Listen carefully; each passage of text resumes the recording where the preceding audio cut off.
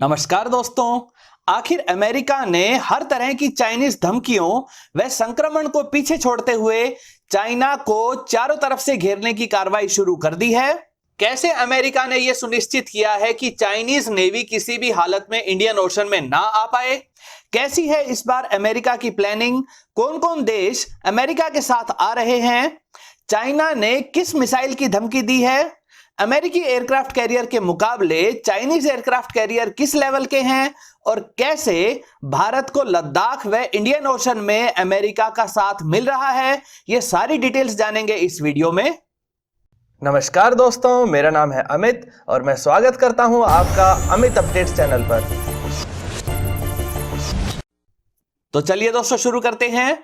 पिछले दिनों आपने देखा था कि किस तरह से संक्रमण के कारण एक बहुत बड़ा एयरक्राफ्ट कैरियर यूएसएस रूजवेल्ट किनारे लगाने को मजबूर कर दिया गया था। लेकिन अब इन सब बातों को पीछे छोड़ते हुए चाइना को चारों तरफ से घेरने के लिए 3 एयरक्राफ्ट कैरियर पूरे फ्लीट के साथ चाइना के तरफ आ रहे हैं। इन एयरक्राफ्ट कैरियर्स की बात करें तो USS Ronald Reagan, USS Theodore Roosevelt western Pacific की तरफ से चाइना को घेर रहे हैं, तो वही यूएसएस निमित्ज क्लास का एक और एयरक्राफ्ट कैरियर ईस्ट पैसिफिक की तरफ से चाइना को घेरेंगे। इन तीनों एयरक्राफ्ट कैरियर्स में से हर एक 1 लाख टन से भी ज्यादा वजनी है और इनके साथ पूरा फ्लीट आया है, यानी कि उसमें डिस्ट्रॉयर जहाज भी हैं, क्रूजर्स भी हैं, फ्रीगेट्स भी हैं और साथ में स्टेल्थी लिटोरल जहाज भी शामिल हैं। यूएसएस रूजवेल्ट एयरक्राफ्ट कैरियर भी पूरी क्षमता के साथ आया है, जिसे चाइना ने सोच लिया था कि संक्रमण के कारण अब यह 1 या 2 वर्षों तक दोबारा समुद्र में नहीं आ पाएगा। अमेरिकी एयरक्राफ्ट कैरियर को साफ तौर पर भारत की सहायता के लिए चाइना के नजदीक लगाया गया है या अमेरिका ही सीधा चाइना से टक्कर लेना चाहता है, यह बात तो अभी क्लियर नहीं है। लेकिन एक बात तय जरूर है कि अमेरिकी नेवी के दबाव में और अमेरिकी नेवी के द्वारा रास्ता रोके जाने के कारण चाइनीज नेवी किसी भी हालत में साउथ चाइना सी को छोड़कर इंडियन ओशन में भारत को टक्कर देने के लिए नहीं आ सकती है। जहां पूरी दुनिया संक्रमण से परेशान थी, पूरी दुनिया में स्लो डाउन था, तो इसी मौके का फायदा उठाकर चाइना ने एक नया नैरेटिव तैयार किया कि हमारी वजह से अमेरिका स्ट्रेस में है, अमेरिका दबाव में है। साथ में चाइनीज मीडिया में यह भी चलाया गया कि संक्रमण ने यूएस नेवी की कमर तोड़ दी है। इस मौके का फायदा उठाने व अपनी ताकत को दर्शाने के लिए चाइना ने अपने एयरक्राफ्ट कैरियर्स को अपने पड़ोसी देशों के बेहद नजदीक से गुजारा ताकि अपनी ताकत का एहसास करवा सके। लेकिन यह कॉन्फिडेंस, इतनी हिम्मत चाइना में आई कहां से? वास्तव में पिछले लगभग 20 से 25 वर्षों से अमेरिका अपने से बेहद कमजोर देशों के साथ लड़ाई लड़ रहा था, इसलिए अमेरिका को अपने हथियार सुपीरियर ही लगते थे, इसलिए उन्हें ज्यादा अपग्रेड नहीं किया गया। इसी दौरान चुपचाप चाइना अमेरिकी हथियारों की टेक्नोलॉजी हासिल करके तेजी से missiles, helicopters, fighter jet, submarines व नेवल जहाजों को बनाता रहा। चाइना को अपने आप को अमेरिका से बेहतर बनाना था, इसलिए अपने हथियारों को अमेरिकी हथियारों के साथ कंपेयर करके चाइना तेजी से इन्हें ज्यादा एडवांस्ड बना सका। चाइनीज नेवी ने खास तौर पर बहुत तरक्की की है। उनके पास 400 से ज्यादा जहाज हो चुके हैं और अगले 10 वर्षों में इनकी संख्या 500 से भी अधिक हो जाएगी। मौजूदा समय में चाइना के पास 75 सबमरीन हैं, जिसमें काफी सारी न्यूक्लियर पावर्ड भी हैं और बहुत जल्दी ही इनकी संख्या चाइना 110 तक पहुंचाना चाहता है। फिलहाल 2 एयरक्राफ्ट कैरियर चाइना के पास हैं और चाइना की प्लानिंग है कि 6 एयरक्राफ्ट कैरियर 2035 तक और 10 एयरक्राफ्ट कैरियर 2050 तक बनाकर पूरी दुनिया में अपना रुतबा दिखा सके।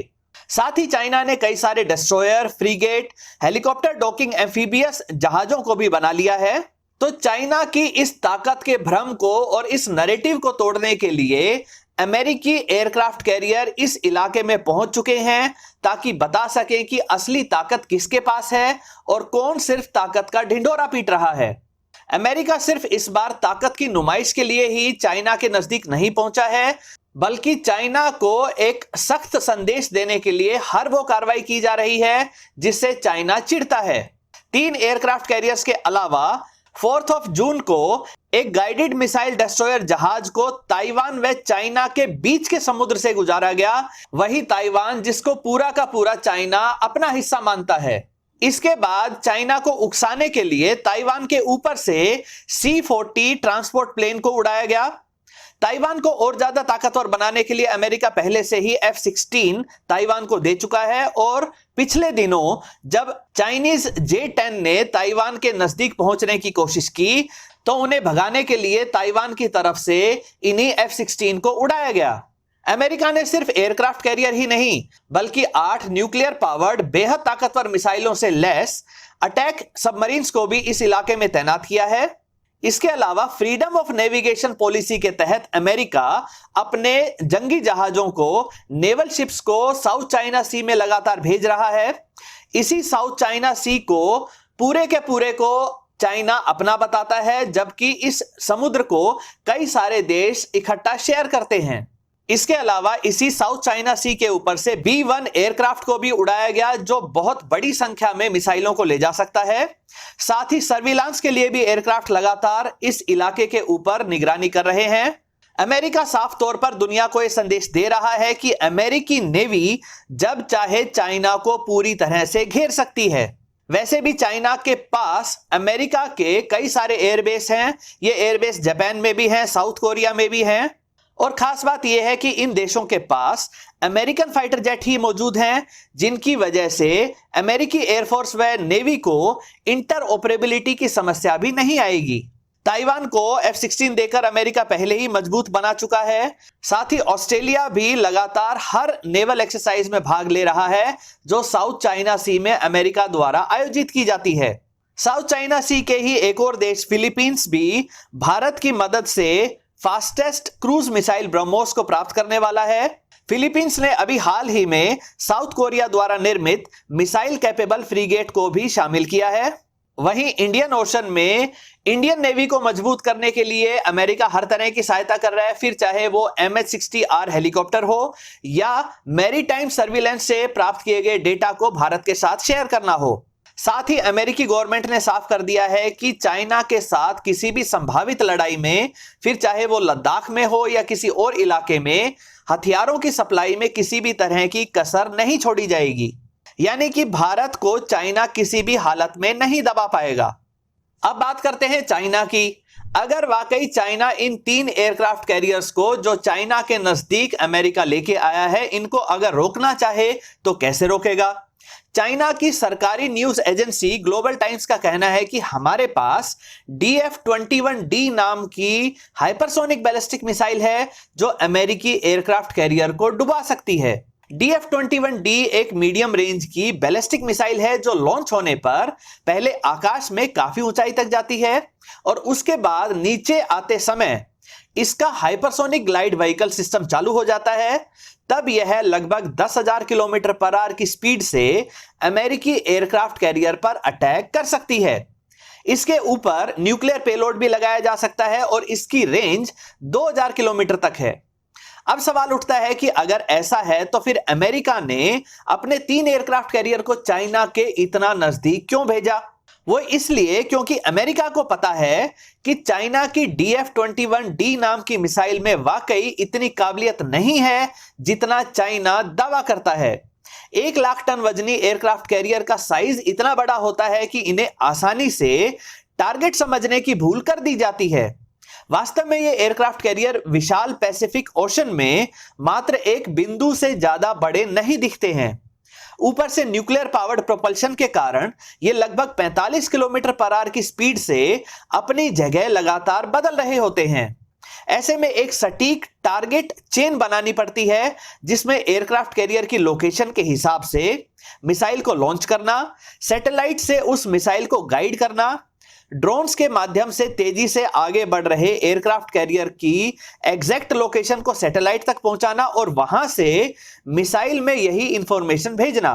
यानी एक बहुत लंबी टारगेट चेन होती है जिसके हर उपकरण को बिल्कुल 100% एक्यूरेसी के साथ काम करना होता है, तब जाकर एयरक्राफ्ट कैरियर को निशाना बनाया जा सकेगा। उसके बाद भी एयरक्राफ्ट कैरियर व सपोर्ट शिप में लगे हुए कई लेयर के एयर डिफेंस सिस्टम से बच पाना लगभग इम्पॉसिबल हो जाता है। अमेरिका आसानी से इस टारगेट चेन को ब्रेक कर सकता है। सिर्फ एक ग्राउंड रडार या एक ड्रोन या एक सैटेलाइट को मिसगाइड करके या हैक करके आसानी से पूरी मेहनत पर पानी फेरा जा सकता है। और अगर फिर भी अमेरिकी एयरक्राफ्ट कैरियर पर अटैक हुआ तो बाकी सपोर्ट शिप्स व दूसरे एयरक्राफ्ट कैरियर में इतनी ज्यादा मिसाइल्स होती हैं कि जवाबी कार्रवाई होने पर इतनी मिसाइल्स चाइना को झेलनी पड़ेंगी कि सब कुछ डिस्ट्रॉय हो जाएगा। इसी कारण बेखौफ होकर अमेरिकी एयरक्राफ्ट कैरियर चाइना को घेर कर खुली चुनौती दे रहे हैं। वैसे भी अमेरिका के पास DF-21D जैसी मिसाइल्स की लोकेशंस को ट्रैक करने लायक stealthy drones, stealthy fighter jet, stealthy reconnaissance aircraft व सैकड़ों सैटेलाइट्स की फोर्स मौजूद है। B-2 स्पिरिट जैसे स्टेल्थी एयरक्राफ्ट एक बार में ही इन चाइनीज मिसाइल्स की लोकेशन को पूरी तरह से डिस्ट्रॉय करने लायक पेलोड को ले जा सकते हैं। अमेरिका की तैयारी का अंदाजा आप इसी बात से लगा सकते हैं कि अमेरिका ने तो अपने स्टेल्थी 5th जनरेशन के फाइटर जेट्स को हवा में ही रिफ्यूल करने तक के लिए MQ-25 स्टिंगरे जैसे stealthy unmanned air refueller drone तक भी बना रखे हैं। इसके अलावा चाइना के नजदीक के देशों जैसे साउथ कोरिया व जापान में अमेरिका के कई सारे नेवल बेस मौजूद हैं। यहां से अमेरिकी फाइटर जेट्स का साथ देने साउथ कोरिया व जापान के साथ साथ ऑस्ट्रेलिया तक के फाइटर जेट आएंगे। अमेरिकी ताकत यहीं खत्म नहीं होती है, बल्कि उसके पास नेटो देशों का पावरफुल ग्रुप भी है। इस ग्रुप के देश जैसे फ्रांस, इटली, ब्रिटेन, जर्मनी आदि भी अपने सभी नेवल शिप्स व फाइटर जेट के साथ अमेरिका का साथ देने साउथ चाइना सी में आएंगे। बात करें चाइना की तो चाइना रशिया को अपनी तरफ करने की कोशिश कर सकता था, लेकिन वो भी चाइना की दूसरे देशों की टेक्नोलॉजी गलत तरीके से प्राप्त करने की कोशिशों से परेशान है। हाल ही में रिपोर्ट आई कि चाइना की तरफ से रशियन सबमरीन्स का डेटा भी हासिल करने की साजिश हुई है। इससे पहले भी चाइना रशियन Su-27 को कॉपी करके J-11 व J-16 बना चुका है। Russian aircraft carrier fighter jet Su-33 को कॉपी करके J-15 बना लिया है। वो अलग बात है कि ये असली रशियन फाइटर जेट के परफॉर्मेंस को मैच नहीं कर पाते हैं। चाइनीज मीडिया में बताया जा रहा है कि हमारे पास भी 2 एयरक्राफ्ट कैरियर मौजूद हैं, पर क्या ये वास्तव में अमेरिकी एयरक्राफ्ट कैरियर का मुकाबला कर सकते हैं? अगर दोनों का कंपैरिजन करें तो एक तरफ पुराने डिजाइन पर बेस्ड 60,000 टन वजनी चाइनीज एयरक्राफ्ट कैरियर है, तो दूसरी तरफ बेहद एडवांस टेक्नोलॉजी वाले व न्यूक्लियर प्रोपल्शन के साथ अनलिमिटेड रेंज वाले 1 लाख टन वजनी अमेरिकी एयरक्राफ्ट कैरियर हैं। जहां चाइनीज एयरक्राफ्ट कैरियर पर रशियन Su-33 फाइटर जेट की चाइनीज कॉपी यानी J-15 तैनात है, तो वहीं अमेरिकी एयरक्राफ्ट कैरियर पर F/A-18 सुपर हॉर्नेट व F-35 जैसे फाइटर जेट्स तैनात हैं। जहां हर अमेरिकी सुपर कैरियर पर एक साथ 90 to 100 एयरक्राफ्ट तैनात होते हैं, तो वहीं चाइनीज एयरक्राफ्ट कैरियर पर मात्र 36 फाइटर जेट ही ऑपरेट कर सकते हैं।